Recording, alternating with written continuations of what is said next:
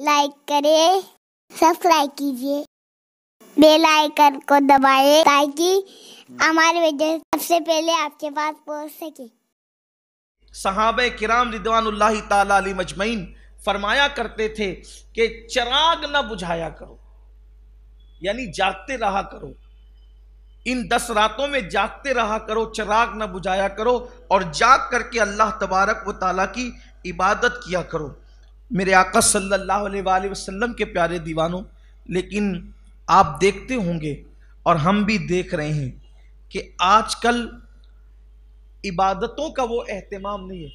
اب لوگ فرض ہی نہیں ادا کرتے ہیں، فرض نماز کے لیے لوگوں کو دلچسپی نہیں۔ یہ لوگ کہتے ہیں کہ نفل تو ہے، یہ جو کہتے ہیں نا نفل تو ہے، یہ نفل تو ہے جو آج کہتے ہیں، ان کو پتہ چلے گا کہ آج ہم نفل تو ہے کی بات کرتے ہیں، لیکن یہی نوافل جو ہے قیامت کے دن ہو سکتا ہے کہ اللہ تبارک و تعالیٰ کی بارگاہ میں ہمارے لیے مغفرت کا سبب بن جائے اور مغفرت کا ذریعہ بن جائے۔ اس لیے کہ حدیث پاک میں آتا ہے، اللہ کے حبیب صلی اللہ علیہ وآلہ وسلم ارشاد فرماتے ہیں کہ جن کے فرائض میں کمی ہوگی، یعنی فرائض کے اندر اگر کمی کی ہوگی تو اللہ تبارک و تعالیٰ ان فرائض کی کمی کو اللہ تبارک و تعالیٰ جو ہے وہ نوافل کے ذریعے سے پورا فرمائے گا، اور جن کے نوافل ہوں گے تو نوافل کے ذریعے وہ پورا کیا جائے گا۔ اب یہاں پر یہ ہوتا ہے کہ نفل تو ہے، کیا کرنا؟ حالانکہ اگر ان دنوں روزہ رکھنا چاہیں تو رکھ سکتے ہیں، راتوں کو عبادت کرنا چاہیں تو کر سکتے ہیں۔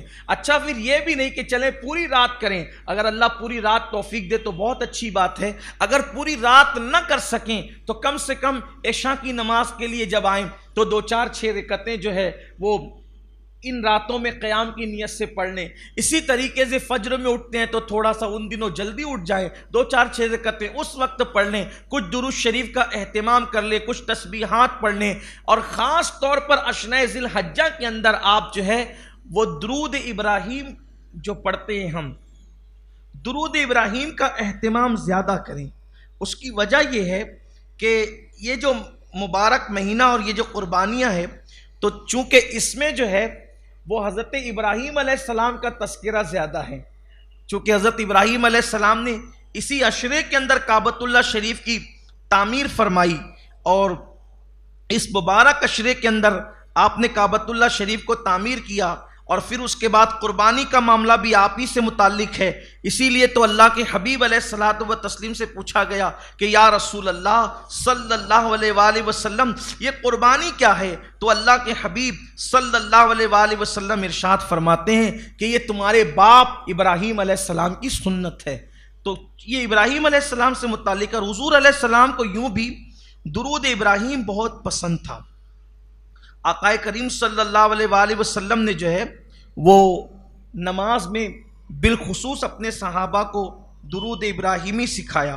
تو اگر درود ابراہیمی جو ہے وہ آپ پڑھتے ہیں اس عشرے میں، ویسے تو درود ابراہیمی پڑھنا ہی چاہیے، پڑھتے رہنا چاہیے۔ بعد میں بزرگوں نے جن جن سیگوں سے درود جو ہے وہ یعنی کہ ترتیب دیا ہے اس کو بھی پڑھیے، دلائل الخیرات شریف کو پڑھیے، اسی طریقے سے درود غوثیہ پڑھیے، اسی طریقے سے جو ہے وہ درود مستغاث پڑھیے، اسی طریقے سے اور بھی جو درود ہے مستند معتبر جو سیغوں سے بزرگوں نے لکھے ہیں وہ بھی پڑھیے۔ لیکن سب سے افضل ترین درود شریف وہ ہے، سب سے افضل درود شریف جس کو ہم درود ابراہیمی کہتے ہیں، کیونکہ اللہ کے حبیب علیہ الصلوۃ والتسلیم نے یہ سکھایا۔ اب ہمیں اس کو پڑھنا چاہیے اور اس عشرے میں اس کا خاص اہتمام کرنا چاہیے، درود ابراہیمی کا۔ بہت سارے لوگوں کو تو درود ابراہیم یاد بھی نہیں ہے، حالانکہ یہ نماز میں پڑھا جاتا ہے۔ اہتمام کریں، اللہ تبارک و تعالیٰ نے زندگی دی ہے، زندگی اللہ نے اس لیے نہیں دی ہے کھائیں پیئیں سو جائیں وقت ضائع کریں، ایک ایک لمحہ ہماری زندگی کا قیمتی ہے۔ ابھی اس عشرے میں جو قربانی کا عشرہ ہوتا ہے، کچھ لوگوں کی عادت ہے کہ جانور نہیں بھی خریدنا ہے، وہ بازار میں مارکیٹ میں گھومتے پھرتے رہیں گے، ادھر دیکھیں گے ادھر دیکھیں گے، یہ کریں گے وہ کریں گے۔ کتنا قیمتی عشرہ ہے، کتنا قیمتی عشرہ، ایک روزے کا ثواب کہاں ہے، عبادتوں کا ثواب کہاں ہے، کتنا زیادہ ہے۔ اور صرف اسی پر بس نہیں، صرف روزہ نماز کی بات نہیں کی گئی، بلکہ اللہ کے حبیب صلی اللہ علیہ وآلہ وسلم ارشاد فرماتے ہیں کہ اس عشرے کے اندر، اس عشرے میں اگر کسی نے کسی مسکین کو صدقہ دیا، اگر کسی نے کسی مسکین کو صدقہ دیا تو اللہ تبارک و تعالی اسے نبی پر صدقہ کرنے کے برابر ثواب عطا فرماتا ہے۔ یعنی نبی پر کوئی چیز اس نے تصدق کیا، نبی پر کوئی چیز صدقہ کیا، تو نبی پر صدقہ کرنے کا جو صلہ ملتا ہے اللہ تبارک و تعالی ان 10 دنوں میں صدقہ کرنے والے کو وہ ثواب اور وہ اجر عطا فرماتا ہے۔ صدقے کا ثواب تو ہمیشہ ہی ہے، لیکن ان 10 دنوں کے اندر جو ذی الحجہ شریف کے 10 دن آنے والے ہیں، یہ جو مبارک دن ہیں، ان مبارک دنوں کا حال یہ ہے کہ 10 دنوں میں آپ نے کسی مسکین کو صدقہ دیا تو انبیاء پر صدقہ کرنے کا ثواب، یعنی انبیاء پر کوئی چیز قربان کرے، تصدق کریں تو اللہ تبارک و تعالیٰ جو آپ کو اجر عطا فرمائے گا وہ کسی مسکین کو دینے سے اللہ تعالیٰ عطا فرمائے گا۔ ہو سکے تو کچھ صدقہ بھی نکالیں۔ ویسے صدقے کی تو بڑی فضیلت ہے، جو صدقہ دیتا ہے اپنے بچوں کو عادی بناؤ۔ اس سے پہلے میں نے کئی جگہ پر یہ بات کہی، آپ بھی عادی بنو، صبح اس حال میں کرو کہ آپ کے گھر سے پہلے صدقہ جائے، ناشتہ کرنے سے پہلے آپ کے گھر کے ایک ایک فرد کا صدقہ نکل جانا چاہیے، چاہے 1 پیسہ ہی صحیح، چاہے 1 روپیہ ہی صحیح، جو اللہ نے توفیق دی، جو اللہ تعالیٰ نے آپ کو توفیق عطا فرمائی، صدقہ نکالو، کیونکہ اللہ کے رسول علیہ الصلوۃ والتسلیم فرماتے ہیں صدقہ بلاؤں کو ٹالتا ہے۔ یہاں تک فرمایا اپنے بیماروں کا علاج صدقے کے ذریعے سے کیا کرو۔ اگر مسلمان صدقہ دینا شروع کریں بلاؤں سے نجات ملے گی۔ صدقہ بڑی چیز، صدقہ بلاؤں سے جنگ کرتا ہے، جنگ، وہ بلاؤں سے لڑتا ہے، بلا ہار جاتی ہے، صدقہ جیت جاتا ہے۔ یعنی یہاں بلاؤں سے بچیں گے صدقے کی برکت سے، بڑی بیماریوں سے بچیں گے، بری موت سے بچیں گے، اور ادھر جنت میں یہ ہوتا ہے، آقا علیہ السلام فرماتے ہیں جیسے تم بچڑا پالتے ہو اور بچڑے کی پرورش کرتے ہو، ویسے اللہ تمہارے صدقے کی پرورش فرماتا ہے، یہاں تک کہ جب تم مر کر کے جاؤ گے تو اللہ تبارک و تعالیٰ تمہارا وہ صدقہ تم پر پیش کرے گا، وہ عرض کریں گے مولا ہم نے اتنا تو نہیں دیا تھا، تو ارشاد ہوگا کہ تمہارے صدقے کی ہم نے پرورش کی ہے اور وہ یہاں تک کہ پہنچ گیا، اتنا زیادہ ہو گیا ہے۔ اس لیے صدقے کی عادت ڈالو، اپنے بچوں کو بھی عادی بناؤ صدقے کا۔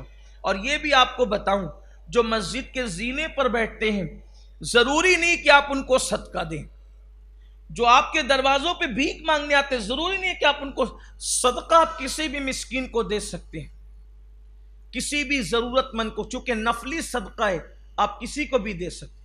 مثال کے طور پر اگر کوئی مسجد کے امام صاحب آپ کو غریب اور مفلس نظر آتے ہیں تو آپ مصافحہ کر کے اس نیت سے ان کے ہاتھ میں بھی رکھ سکتے ہیں، نفلی صدقہ۔ بلکہ اگر آپ اس طبقے کو دیں صدقہ نفلی جو مستحق ہیں اور دیندار بھی ہے تو اللہ تبارک و تعالیٰ آپ کو اجر زیادہ عطا فرمائے گا۔ اسی طرح آپ کے رشتہ دار کے اندر جو مسکین ہیں ان کو دے تو اللہ آپ کو ڈبل ثواب عطا فرمائے گا۔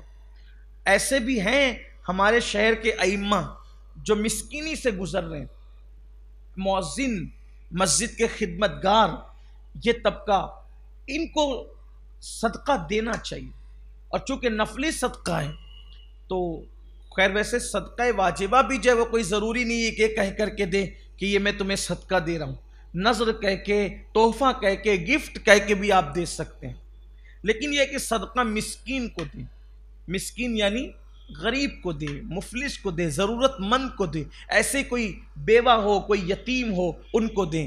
بلکہ میرے آقا صلی اللہ علیہ وآلہ وسلم فرماتے ہیں اگر کوئی چاہتا ہے کہ اللہ اس کو بری موت سے بچائے، بری موت نہ وہ مرے، بری موت سے محفوظ رہے، تو میرے آقا علیہ السلام نے فرمایا سیدھے ہاتھ سے صدقہ دو تو الٹے ہاتھ کو خبر مت ہونے دو۔ تو اس عشرہ ذی الحجہ میں صدقے کا ثواب میرے آقا علیہ السلام فرماتے ہیں انبیاء پر تصدق کرنے کے برابر۔ پھر فرمایا کہ جو عشرہ ذی الحجہ میں کسی بیمار کی بیمار پرسی کرنے کے لیے، کوئی بیمار ہو اس کی عیادت کے لیے جو ذی الحجہ کے ان 10 دنوں کے اندر جائے، عشرہ ذی الحجہ میں جائے، تو ایسا ہی ہے کہ جیسے اس نے کسی ولی کی عیادت کی، کسی ابدال کی عیادت کی.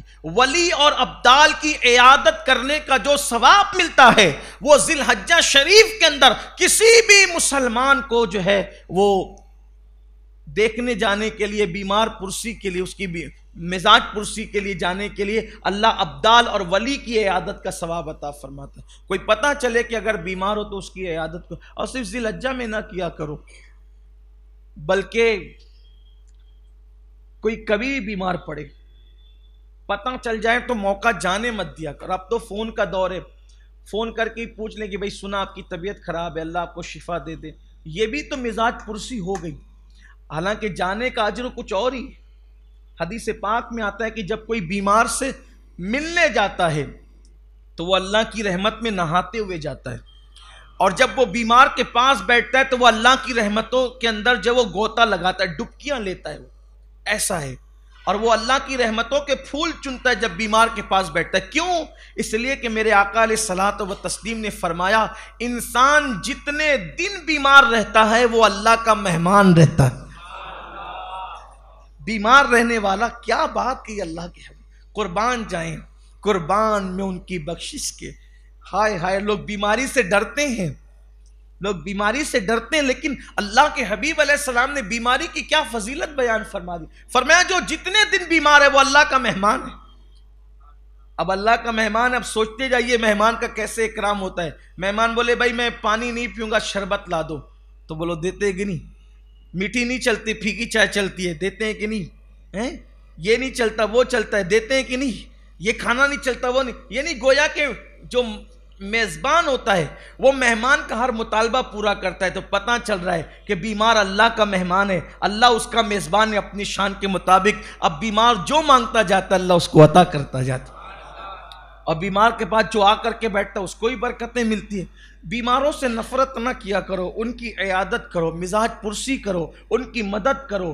ایک اور بات آپ کو بتاؤں، خاص بات بیماروں سے متعلق آ گئی تو بات بتاؤں. ہم لوگ جب شادیوں میں جاتے ہیں، کسی کی شادی ہوتی ہے، ہم شادیوں میں جاتے ہیں تو لفافہ لے کر جاتے ہیں، کپڑے لے کر جاتے ہیں، گفٹ لے کر جاتے ہیں. صحیح؟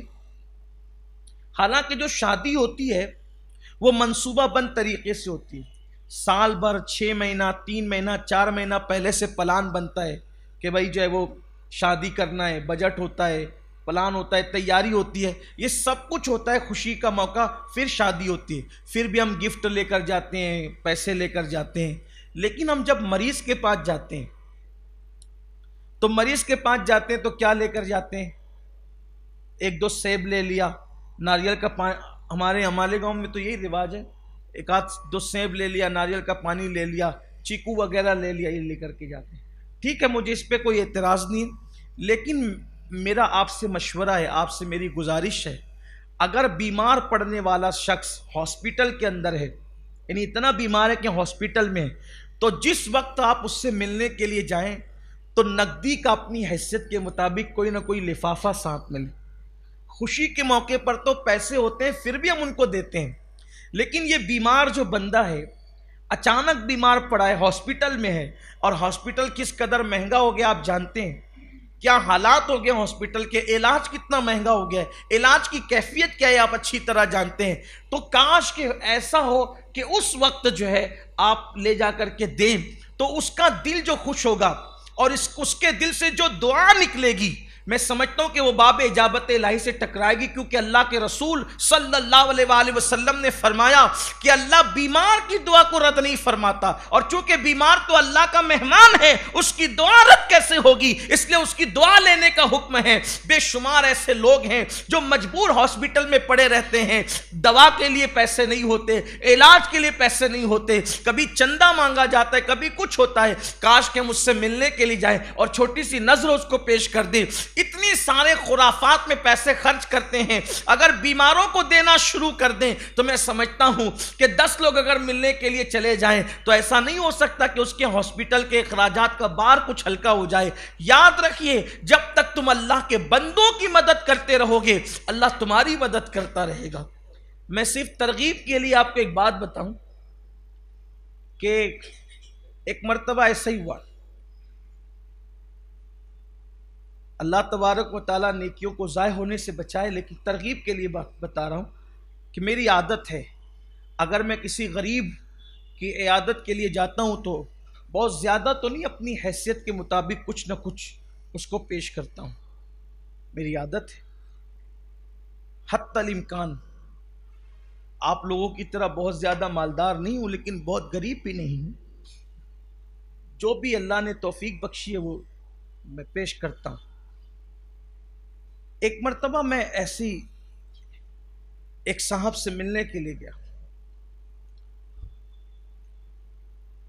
اور بڑے عالم تھے، اور ان کی آمدنی کے متعلق مجھے پتا تھا کہ ان کی آمدنی اتنی کچھ نہیں ہے، وہ کل انحصار جو وہ مسجد پر ہیں، کل انحصار مسجد پر، اور وہ بیمار تھے تو مسجد والوں نے جس شخص کو امامت پہ رکھا تھا تنخواہ بھی ان کو دی جا رہی تھی۔ اب آپ سمجھ سکتے ہیں کہ کیا کیفیت ہوگی۔ میں گیا تو میں نے اپنی عادت کے مطابق ان کو